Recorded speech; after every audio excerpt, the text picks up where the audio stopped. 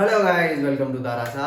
मैं हूं सुमित शर्मा और हम लोग आगे कंटिन्यू करते हैं अपना चैप्टर। कौन सा चला था? बिल्कुल सही, द स्ट्रक्चर ऑफ एटम। आज का जो टॉपिक है हमारा, हम लोग अभी तक बहुत सारी चीज पढ़ चुके हैं और उन बहुत सारी चीजों में क्या था, डिस्कवरी ऑफ इलेक्ट्रॉन बहुत इंपॉर्टेंट पार्ट था आपका। कि आखिरकार आपको पता चला कि एक एटम के अंदर कैसे कैसे इलेक्ट्रॉन खोजा गया, कैसे कैसे क्या क्या चीजें हुई, ये सारी चीजें आपको कैसे पता चला, किसके थ्रू? डिस्कवरी ऑफ इलेक्ट्रॉन के थ्रू पता चला। इसके बाद किसने करी थी ये डिस्कवरी? हाँ, जे थॉमसन सर ने करी थी। ठीक है, कब करी थी ये भी आपको पता चल गया। ठीक है, कैसे करी थी? कैथोड रे के ट्यूब। कैरेक्टरिस्टिक्स भी देखे थे हम लोगों ने इसके, कुछ 5 कैरेक्टरिस्टिक्स यहाँ पे ऐसे करके लिखे हुए थे। फिर उसके बाद हम लोगों ने इसका चार्ज देखा था। चार्ज कितना आया था? इंपॉर्टेंट बात है, याद रखना। चार्ज 1.6 × 10⁻⁻19 कूलम चार्ज आया था।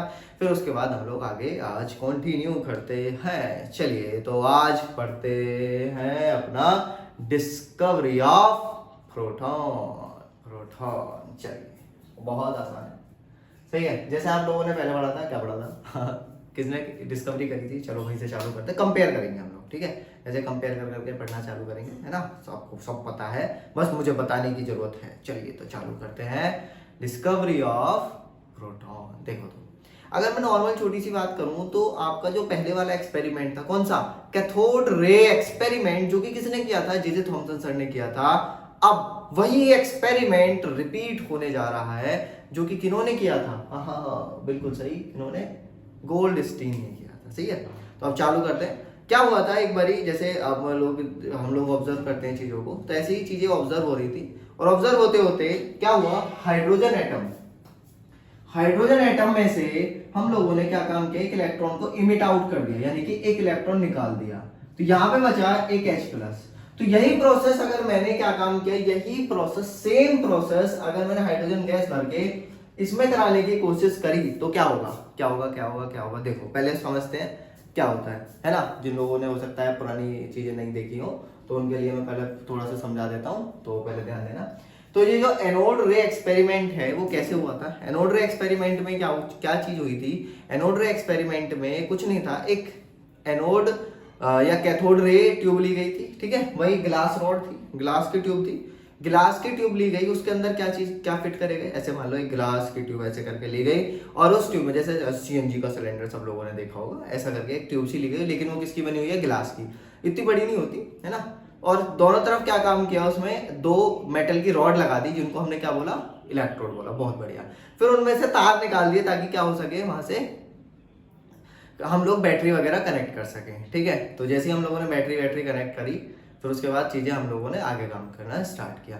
इसके अंदर हम लोग गैस भरने के लिए एक यहाँ से पासेज रखते हैं और वहां पे क्या लगा देते हैं? एक वैक्यूम पंप, ताकि प्रेशर कैसा मेंटेन रख सके हम लोग। ठीक, तो ये पूरा एपरेटस कुछ इस तरीके से आप लोगों को दिखाई देगा। ठीक है, जिसमें इलेक्ट्रोड हो गया, कैथोड हो गया, सारी चीज होगी, एनोड होगी। ठीक, तो एक चीज और बता दे रहा हूँ, यहाँ पे जब हम लोग अपनी तरफ से बैटरी लगाते हैं तो पॉजिटिव टर्मिनल को बोलते हैं कैथोड और नेगेटिव वाले को क्या बोलते हैं? एनोड। ध्यान देना, पॉजिटिव को क्या बोलना है आपको? पॉजिटिव को बोलना है एनोड, उल्टा होता है अपोजिट। ठीक है, और एनोड इसको बोलते हैं क्या? नेगेटिव को कैथोड। जैसे एनोड यानी कि एनायंस का तो नेगेटिव, और यहाँ पे कैसे हो गया? पॉजिटिव। तो ऐसे करके आप लोग को याद रखना है थोड़ा थोड़ा। ठीक है, सही है, मजा आ रहा है ना। चलो, तो अब क्या हुआ, हम लोगों ने क्या काम किया? हाइड्रोजन गैस ली। हाइड्रोजन गैस क्या काम किया? इसमें फिल आउट कर दी। जैसे ही भरी इसके अंदर हाइड्रोजन गैस जैसे ही भरी, तो हमने क्या काम किया? चटकनी दबाई। अब चटकनी था ही तो चटकनी बना लो। हमने क्या काम किया? स्विच ऑन किया। ठीक है, स्विच ऑन करते ही सर ये चटकनी नीचे से मिल गई, दो अलग अलग कर लो। सही है, तो क्या हुआ? तुमने जैसे स्विच ऑन किया, इसमें करंट पास हुआ। करंट पास होते ही इसके अंदर की जो हाइड्रोजन गैस थी वो क्या हुई? आयनाइज होनी स्टार्ट हो गई, कुछ इस तरीके से। तो जैसे ही वो गैस आयनाइज होनी स्टार्ट हुई, तो यहाँ पे जैसे जैसे उन्होंने क्या काम किया था? पुताई करी थी ना। तो हम लोगों को क्या काम करना है? उन्होंने किधर की तरफ पुताई करी थी? एनोड की तरफ। हम लोग इस बार किधर की तरफ पुताई करते हैं? कैथोड की तरफ। सही है, क्या काम किया? ये पुताई हमने किधर की तरफ कर दी? कैथोड की तरफ। जैसे ही पुताई करे तो यहाँ पे क्या हुआ? कुछ नहीं, ऑब्वियस बात है, कुछ नहीं होगा। क्यों? क्योंकि हमने क्या काम किया? परफोरेटेड तो ये बनाया नहीं, तो हमने क्या काम किया? परफोरेटेड बना दिया। जैसे ही परफोरेटेड बनाया तो सेम स्पॉट्स कुछ कुछ वैसे ही जैसे पहले ऑब्जर्व हो रहे थे। कैथोड रे एक्सपेरिमेंट में, वैसे एनोड रे एक्सपेरिमेंट में क्या हुए, वो स्पॉट्स ऑब्जर्व हो गए। तो यहां से दिमाग घुमा, किसका मतलब क्या चीज हुई कि जैसे पहले आपके कैथोड रेस से या कैथोड की तरफ से कुछ पार्टिकल निकल के एनोड की तरफ जा रहे थे, वही सेम चीज यहां पे होने लगी कि कुछ पार्टिकल्स एनोड से निकल के कैथोड की तरफ जा रहे हैं और एक रे की फॉर्म में, एक स्टीम की फॉर्म में जा रहे हैं, जिनको हम लोगों ने क्या कह दिया, बिल्कुल सही है, क्या कह दिया है? तो इस तरीके से पार्टिकल्स निकल निकल के जा रहे होंगे, जिनको हम लोगों ने बोल दिया एनोड रेज, एनोड रेज। अब आगे चल के हम लोगों ने थोड़ा सा एक्सपेरिमेंट वगैरह किया, एक्सपेरिमेंट करके पूरी स्टडी करी, स्टडी करके हम लोगों ने पता लगाया कि भैया ये जो पॉजिटिव चार्ज पार्टिकल हैं, इन्हीं को बोला जाता है आजकल की प्रोटॉन्स। क्या बोला जाता है? प्रोटॉन्स। तो हमें क्या चीज मिल गए? न्यूक्लियस। आज हम लोगों को पता है न्यूक्लियस के अंदर क्या होते हैं? प्रोटॉन्स होते हैं। ठीक है, इतनी चीज समझ में आ गई, यहाँ तक क्लियर? यहाँ तक कोई दिक्कत? चलो, बहुत बढ़िया, मजा आ गया। ठीक है, तो हमें क्या मिल गया? प्रोटॉन मिल गए। चलो जी, आगे बात करते हैं।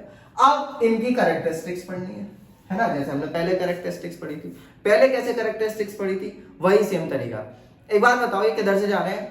किधर जा रहे हैं? पॉजिटिव से नेगेटिव की तरफ। तो कैसा चार्ज होगा इनके ऊपर? ऑब्वियस बात है भाई, पॉजिटिव चार्ज होगा। ठीक है, आप कैसे कैसे जा रहे हैं? पॉजिटिव से नेगेटिव की तरफ। दूसरी कैरेक्टरिस्टिक क्या लिख दी भैया? ये हमेशा कैसे मूव करेंगे? पॉजिटिव से नेगेटिव की तरफ मूव करेंगे। तीसरी कैरेक्टरिस्टिक्स, हाँ, इनके लिए भी किस चीज की जरूरत चाहिए? पुताई की जरूरत चाहिए, तो ये चीज हो गई।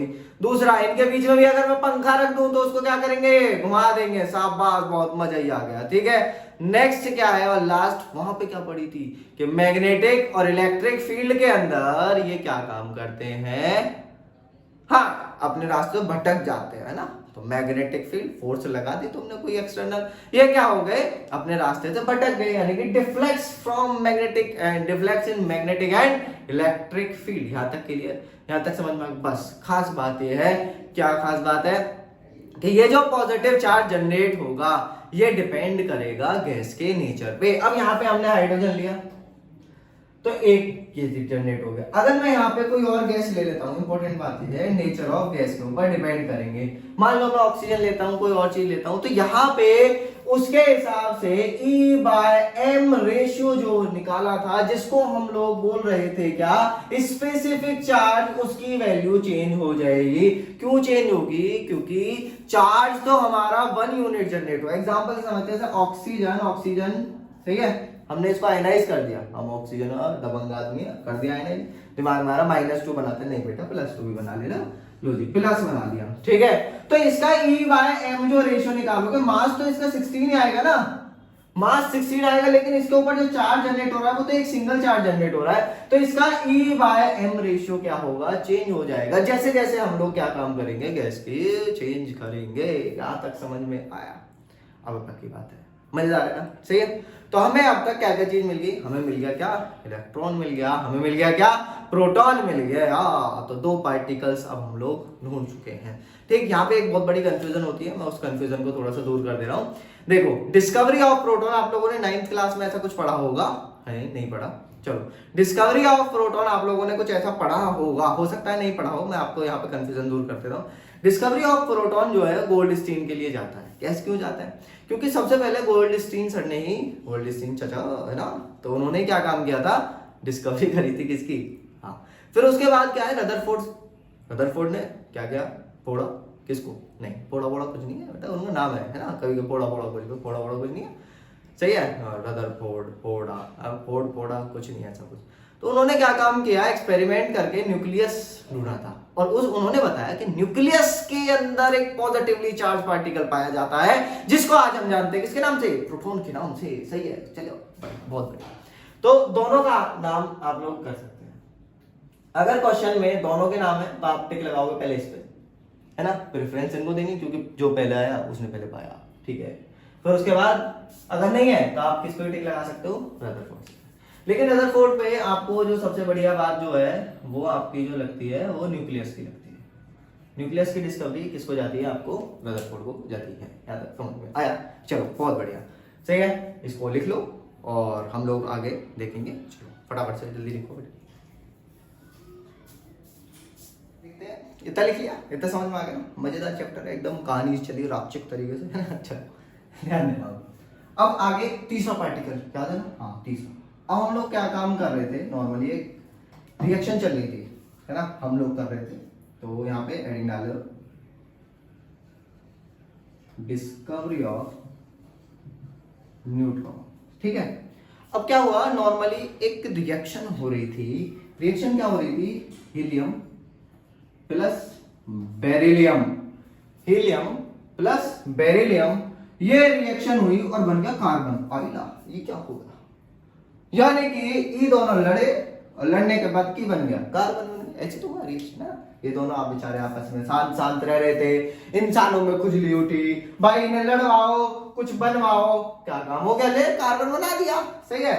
अब क्या हुआ देखना जरा यहाँ पे, और देख रहे हो ना, इधर ही देख रहा। हाँ बिल्कुल देखो, तो हीलियम का मास कितना होता है 4, इसका मास 9 है ना, इसका मास नंबर मास नंबर, इसका एटॉमिक नंबर 2, इसका 4।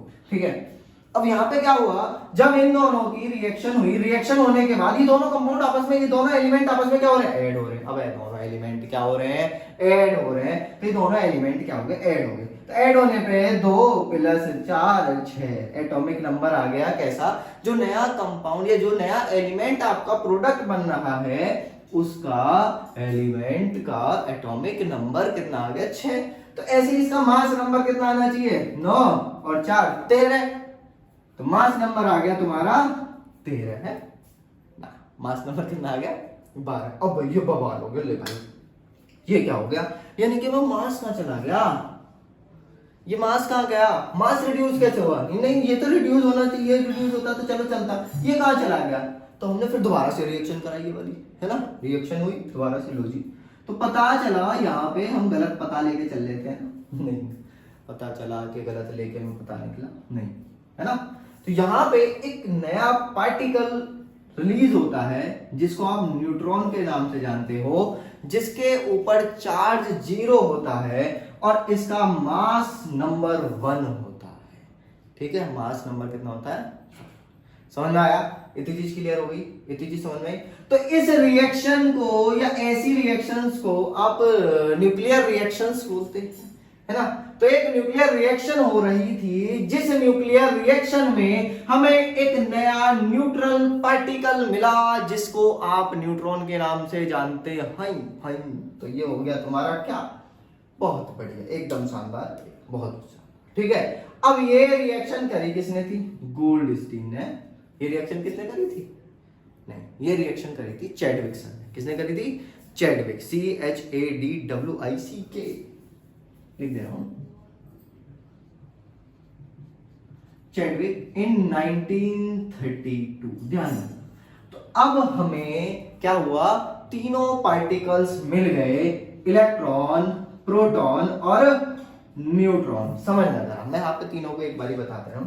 इसके ऊपर चार्ज कितना होता है, 1.6 इंटू 10 की पावर माइनस 19, 1.6 इंटू 10 की पावर माइनस 19 और 0। सही है, अब सही है, तो यहां पे लिख दो चार्ज। सही है, इसी को बोलते हैं 1 यूनिट, या है ना 1E लिख देते हैं इसी को। सही, हाँ बिल्कुल सही। जो माइनस प्लस चार्ज आता है ना, एक माइनस लगा दिए एक प्लस लगा दिए, वो इन्हीं के लिए लगाते हैं। सही है। अब इनके मास के बारे में बात कर लेते हैं। मामा मास, तूफान उठा दो। सही है, चलो मामा मास के बारे में बात करते हैं। तो इसका मास होता है कितना, सर तुमने यहाँ तो बताया नहीं, अब यहाँ बता रहा हूँ, बात तो कोई है ना। वहां बताओ, फिर यहाँ बताओ, दोबारा बताओ, रटवा दो तुम्हें चीजों, थोड़ा यहाँ ध्यान दो। तो क्या हुआ, आपने क्या लिखा, मास कितना है 9.1 इंटू 10 की power minus 31, that is the mass. कितना, 9.1 इंटू, बहुत बढ़िया, 10 की पावर माइनस 31 kg, किलो में। अब इधर 1.6 इंटू 10 की पावर माइनस 27 kg।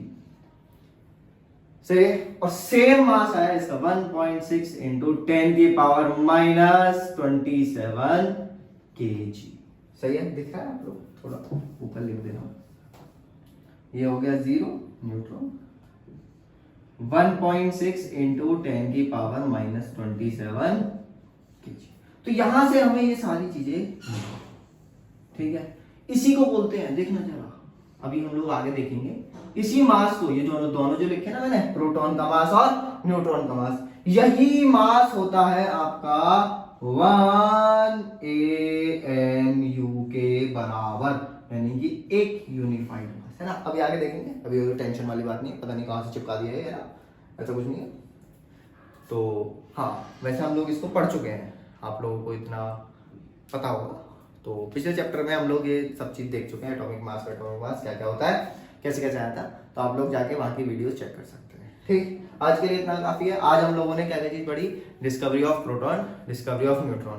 प्रोटॉन की डिस्कवरी किसने करी, सर गोल्डस्टीन ने करी, ठीक है। कैसे करी, एक हाइड्रोजन था, हाइड्रोजन था कहाँ गया, मिट गया, ठीक है, हाइड्रोजन था, उसको क्या काम किया, आयनाइज किया। आयनाइज करने से क्या हुआ, एक इलेक्ट्रॉन निकला, जिसको क्या किया था, पुताई वाला एक्सपेरिमेंट याद करो, ठीक है। और जो पॉजिटिव चार्ज निकला, वो दूसरी तरफ पुताई करके देखा, भाई ये सेम चीज हो रही है बाबा, है ना, तो पता चला। फिर उसके बाद इसके हमने कैरेक्टरिस्टिक्स देखी। फिर उसके बाद क्या काम किया, हम लोगों ने डिस्कवरी देखी किसकी, न्यूट्रॉन की। किसने करी थी, चैडविक सर ने करी थी। कितने बजे करी थी, हाँ कितने बजे करी थी, ठीक, कितने बजे, 19:32 पे 1932 पे। चलो, ये एक न्यूक्लियर रिएक्शन के थ्रू डिस्कवर हुआ था। इसके बारे में चार्ज पार्ट झगड़म ये चीज कर ली। आप लोग इसका स्क्रीनशॉट ले लो एक बार फटाफट से, जो स्क्रीनशॉट वाले वो स्क्रीनशॉट ले खत्म करो इसको। ओ मैं भी आता हूँ ले भाई, ठीक। अब चलो, ले लिया, बहुत बढ़िया। ये अब ले लो, सही। चलो अब देखो, अब मैं बात करता हूँ यहाँ पे आगे की। तो हम लोग काफी कुछ चैप्टर में पढ़ चुके हैं, और आप लोग मुझे ऐसी तरीके से सपोर्ट करते रहिए। वीडियो को ज़्यादा से ज़्यादा शेयर कीजिए और सब्सक्राइब जरूर कीजिए। अगर आप पहली बार आए हैं तो जरूर सब्सक्राइब कीजिए और बेल आइकन जरूर दबाइए, है ना, घंटा दबाइए। चलिए, तो ज़्यादा से ज़्यादा शेयर करते रहो, और आप लोगों के सपोर्ट के लिए ऐसे ही थैंक यू, सही है। और चलो, आज के लिए इतना काफ़ी है।